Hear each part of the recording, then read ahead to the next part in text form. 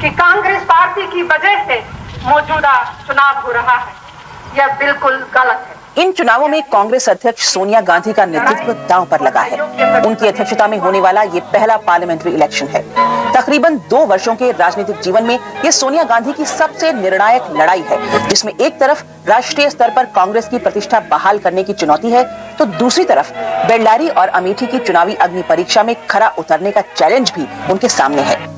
साथ ही उनके विदेशी मूल और अनुभवहीन होने का मुद्दा भी उनके आड़े आ रहा है। सोनिया गांधी कभी राजनीति में आएंगी, ऐसा किसी ने नहीं सोचा था, खुद सोनिया ने भी नहीं। वे तो राजीव गांधी की पत्नी और इंदिरा जी की बहू बनकर भारत आई थीं।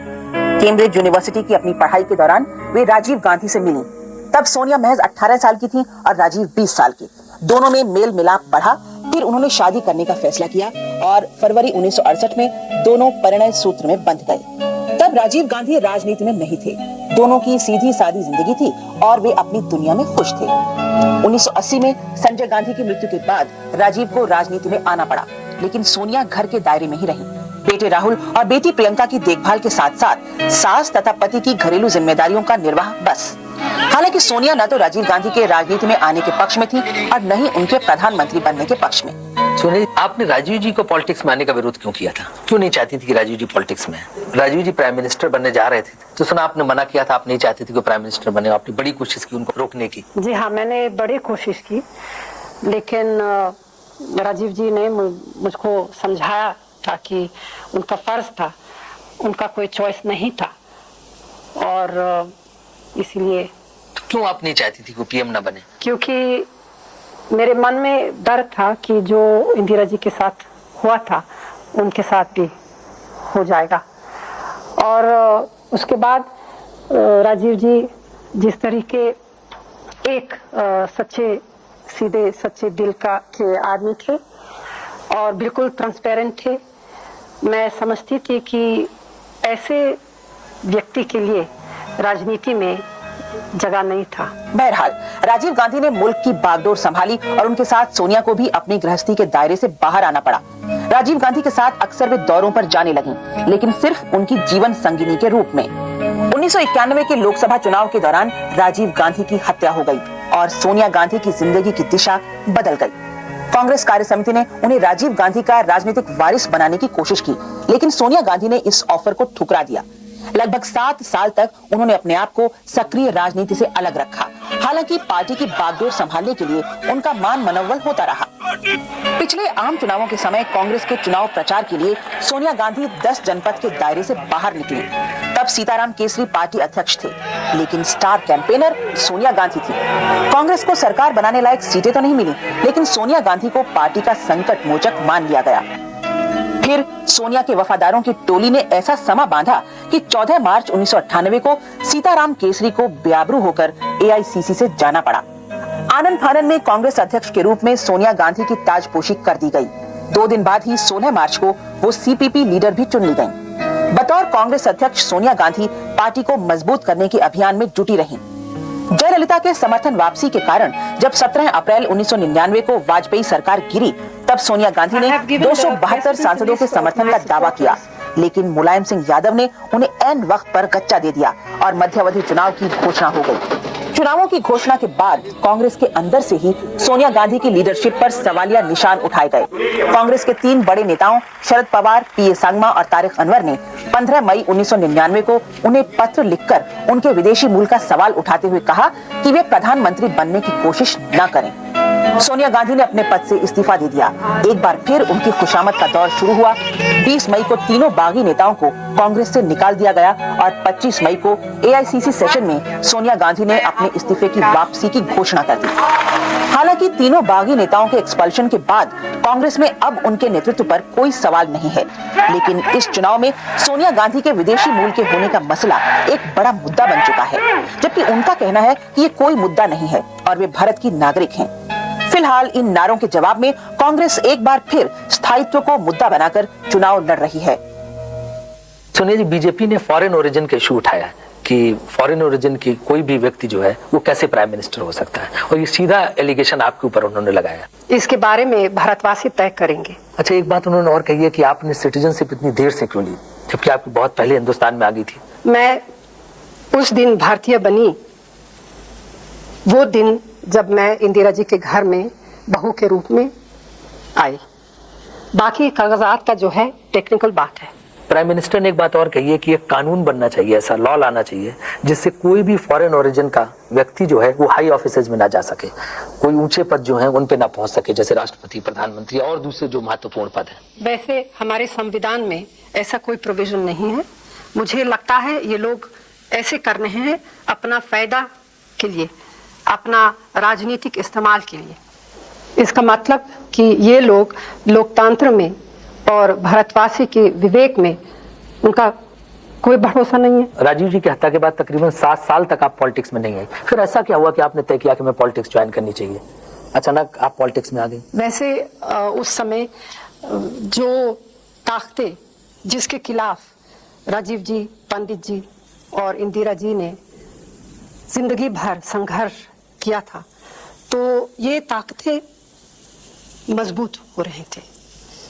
मैं ये नहीं देख पाए और मैंने उस समय अपना परिवार का धर्म को निभाने के लिए मैं राजनीति में आई हूँ। उस समय तो कांग्रेस पार्टी में काफी डिमोरलाइजेशन थी और वर्कर्स के बीच में असंतोष थी। फिर बहुत सारे लोग, वर्कर्स लोग भी मेरे पास जब आते थे मुझको बताते थे कि कुछ करना चाहिए पार्टी के लिए, पार्टी बहुत कमजोर हो रहे हैं और लीडरशिप की जरूरत है और हमारी मदद की जरूरत थी। अच्छा सुनिए जी, आपको याद होगा कि राजीव जी की हत्या के तुरंत बाद आपको कांग्रेस प्रेसिडेंट से ऑफर की गई थी, केसरी जी वगैरह तमाम लोग आए थे आपके पास, लेकिन उस समय आपने क्यों इसको मना कर दिया? इस ऑफर को क्यों डिक्लाइन कर दिया आपने? मैंने इस ऑफर को डिक्लाइन किया था क्योंकि राजीव जी मेरे लिए सब कुछ थे और इस समय मैं किसी चीज के बारे में नहीं सोच सकती थी। वैसे राजनीति में आने के लिए मेरे दिलचस्पी कभी नहीं थी। तो सिर्फ कांग्रेस की मदद करने के लिए आप पॉलिटिक्स में आई, और कोई वजह नहीं थी? मैं समझती हूँ अगर कांग्रेस मजबूत नहीं है तो देश मजबूत नहीं रहेगी। कांग्रेस प्रेसिडेंट सोनिया गांधी से कुछ और सवाल, कुछ और जवाब, लेकिन थोड़े इंतजार के बाद।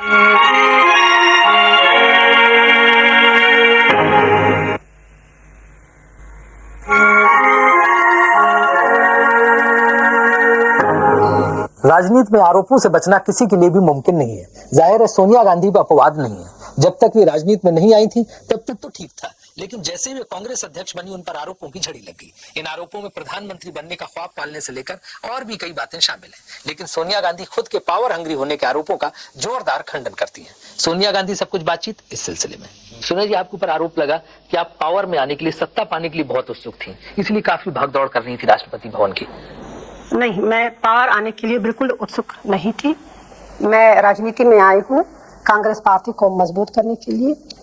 मैं राजनीति में आई हूँ लोगों की सेवा करने के लिए, सत्ता पाने के लिए नहीं। और अगर ये बात थी तो मैं 8 साल पहले प्रधानमंत्री बन सकती थी। आपको मतलब राजीव जी की हत्या के बाद जब नरसिंह राव बने तब आप प्राइम मिनिस्टर बन सकती थी? जी हाँ। लेकिन आपने जिस तरह से वहां कहा राष्ट्रपति भवन में और एक फिगर दी और जिस तरह से आपने उत्सुकता दिखाई, इससे लोगों के मन में गया कि शायद आप पावर पाने के लिए काफी कीन है। नहीं, ये तो गलतफहमी है। मैं पावर हंग्री नहीं हूँ। लेकिन कांग्रेस को तो पावर में लाना चाहती हैं आप? जरूर, जी हाँ।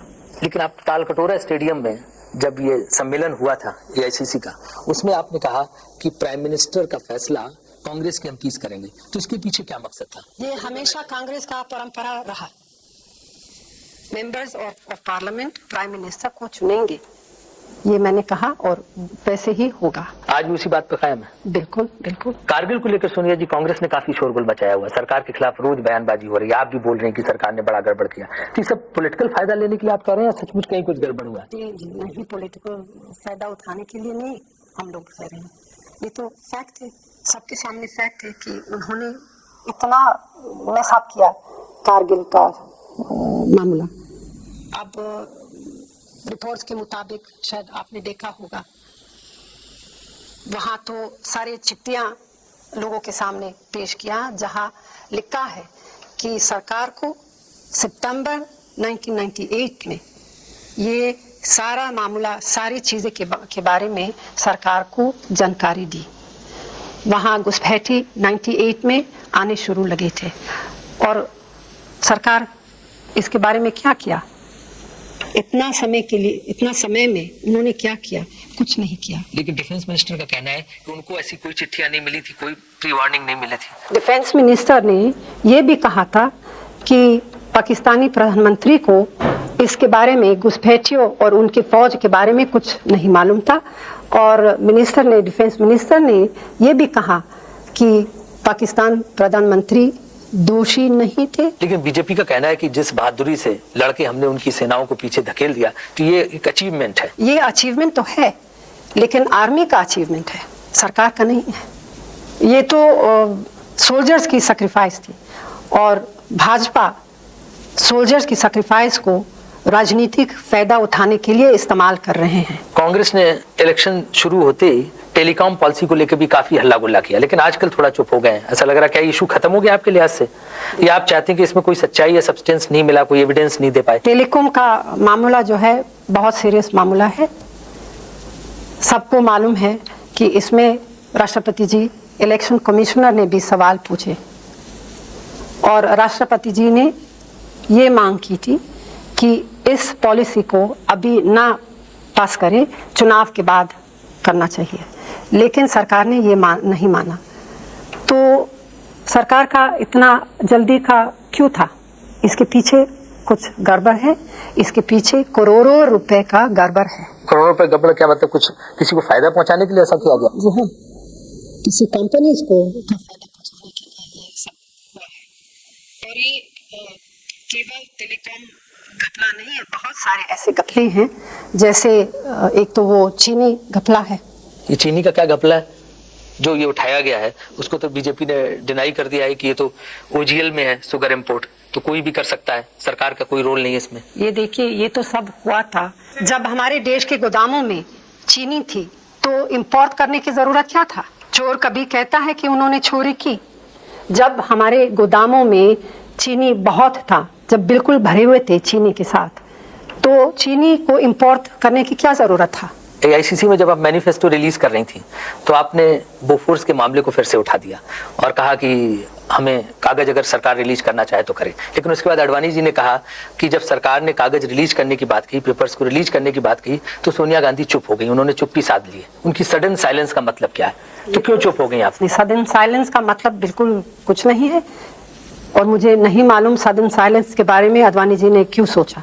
शुरू से ही मैंने ये कहा, मैंने ये स्पष्ट किया है कि बोफोर्स जांच जो है अच्छी तरह से खत्म करना चाहिए, अच्छी तरह और जल्दी खत्म करना चाहिए, ताकि वो मेरे हस्बैंड को विंडिकेशन मिले कि वे दोषी नहीं है। वो कहते हैं कि बोफोर्स पे जल्दी पेपर्स रिलीज करने वाले हैं और तब इसका खुलासा हो जाएगा। ये लोग हर चुनाव के समय में बोफोर्स का मामला लोगों के सामने ला रहे हैं, 12 साल से ये कर रहे हैं। तो मेरे हिसाब से अगर ये लोग जल्दी से जल्दी कागज लोगों के सामने लाए, ताकि ये साबित हो जाए कि मेरे पति दोषी नहीं है। सोनिया जी, आपके ऊपर एक चार्ज ये भी लगता है कि आपने ऐसे लोगों को साथ लेके गठबंधन बनाया है जिनके ऊपर तमाम करप्शन के चार्जेस थे, चाहे वो जयललिता हो या लालू यादव। देखिए, जब ये लोग भाजपा के साथ थे वो तो बिल्कुल साफ थे, बिल्कुल प्योर थे। अब कांग्रेस के साथ है तो भ्रष्ट है। और उन लोगों के साथ, भाजपा लोगों के साथ भी कैसे लोग हैं आप जानते हैं। भाजपा के साथ आज जो 24 दलों का गठबंधन है, क्या उन लोगों के ऊपर कुछ आरोप नहीं है? सुनिए जी, ऐसे लोग जो राजीव जी के काफी करीब माने जाते थे, वो क्यों छोड़ के चले गए कांग्रेस या आपको? ऐसे चीजें जिंदगी में होते रहते हैं, ये तो जिंदगी की सच्चाई है। इन लोगों के जाने से आपके ऊपर कोई फर्क नहीं है? नहीं, मेरे ऊपर कोई फर्क नहीं। एक बात है भी छत्ती की, आपके चारों तरफ कोटरी है, एडवाइजर्स हैं, उन्हीं के कहने सुनने पे आप चलती हैं, अपनी तरफ से कुछ नहीं करती हैं। ये तो सच नहीं है। मैं बहुत सारे लोग को कंसल्ट करती रहती हूँ, सबकी बातें सुनती रहती हूँ और डिसीजन मैं लेती हूँ। सोनिया गांधी की व्यक्तिगत जिंदगी से जुड़े कुछ सवाल और उनके जवाब, लेकिन थोड़े इंतजार के बाद।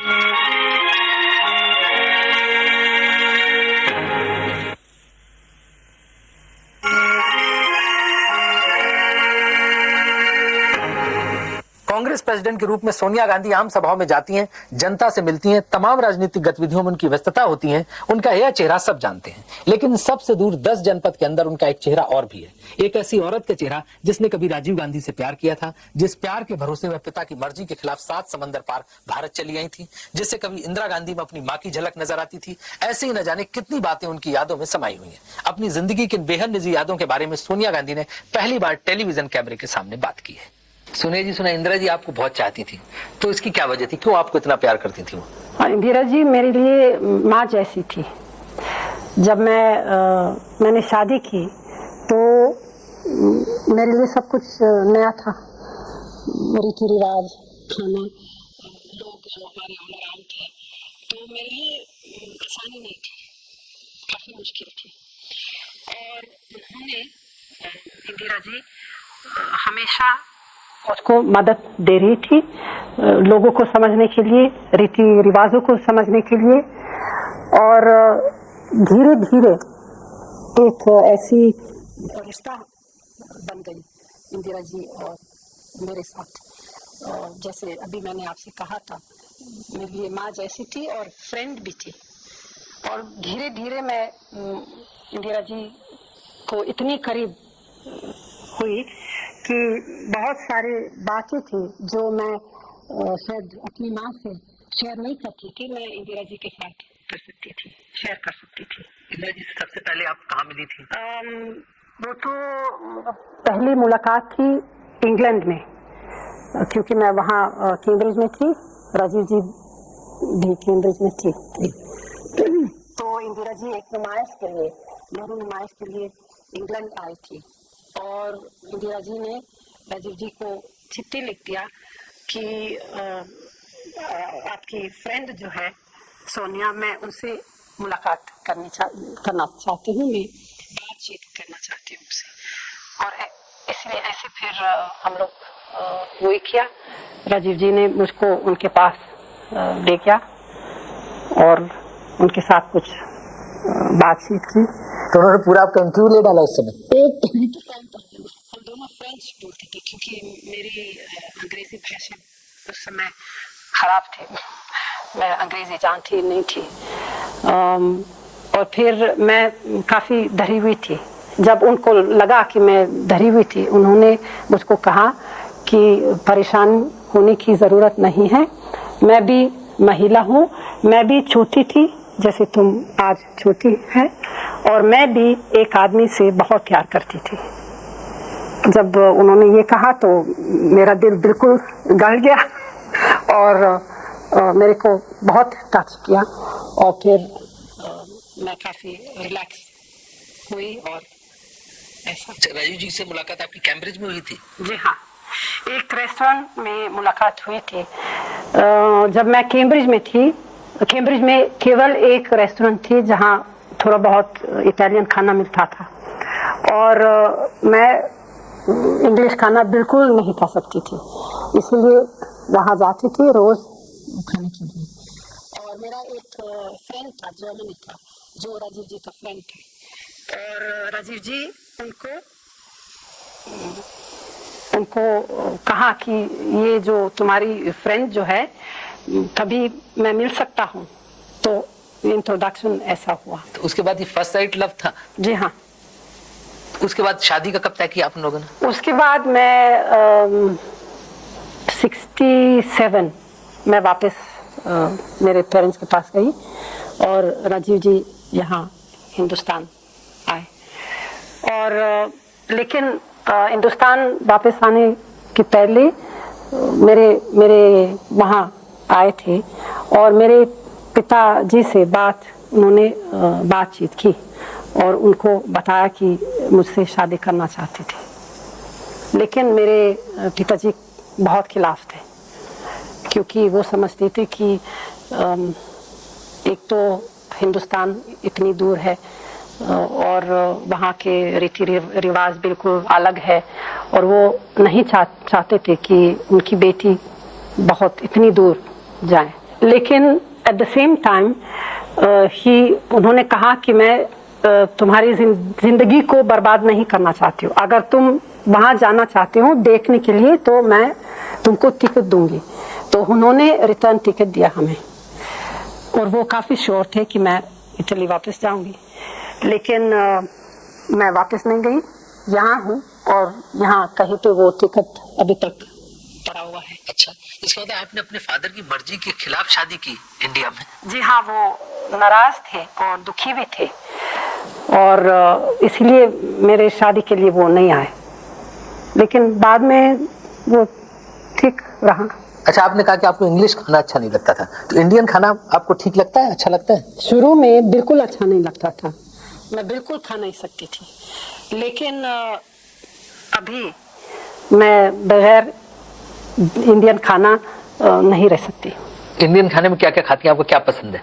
बहुत से चीज़ें अच्छे लगते हैं इंडियन खाने, लेकिन मेरी आदत ये है कि रोज़ लंच के समय मैं देसी खाना खाती हूँ, अरहर की दाल और चावल के साथ। और जब भी मैं बाहर जाती हूँ, जैसे कि कभी विलायत भी जाती हूँ, जब वापस आती हूँ सबसे पहले मुझको चावल और अरहर की दाल मिलनी चाहिए, खानी चाहिए। अभी हमने बात की कांग्रेस अध्यक्ष श्रीमती सोनिया गांधी से। हिंदी में उनका यह इंटरव्यू आपको जरूर पसंद आया होगा। रूबरू में अब अगले हफ्ते हम आपसे फिर मिलेंगे किसी नई शख्सियत के साथ। तब तक के लिए मैं राजीव शुक्ला आपसे विदा चाहता हूँ।